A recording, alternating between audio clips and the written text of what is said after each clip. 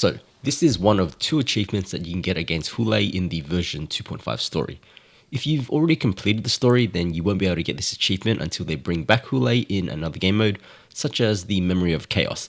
And typically that's going to be much harder, so you're better off getting it here if possible. So the first achievement is called Lone Wolf's Howl, and it's pretty straightforward.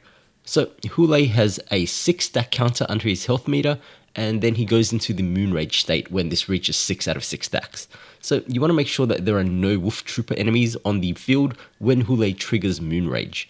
This particular encounter starts off with 1 Wolftrooper ad, and the ads seem to respawn periodically, and sometimes if you kill the first ad a little bit too early, another one will just reappear on the turn right before Hoolay triggers Moon Rage, and there doesn't really seem to be anything you can do about it, as you can see in the example that I show on screen here. So instead, what I found to work was that I left the ad alive just before Hoolay's turn, and then I popped it using an ult. This makes sure that there's no time for another ad to spawn. As long as he casts his Moon Rage animation with no ads on the field, you should meet the criteria for the achievement. What you want to do now is to continue the fight until the Moon Rage state wears off, and once it does wear off, you'll get the achievement to pop up.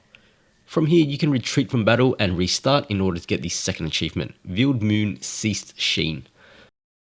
Okay, so this one here, you technically could have done it in conjunction with the last achievement, but I've just split it up into 2 just to make it a little bit clearer. So this achievement requires us to prevent Hoolay from using his ultimate attack, Lupine Chase Cause Bloody Gleam, during the Moon Rage phase.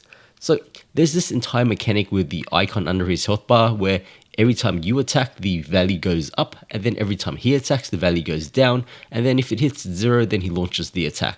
So you can go about it that way with characters that do multiple attacks, such as a follow-up team, but I found that the easiest way to do this was just to simply break him.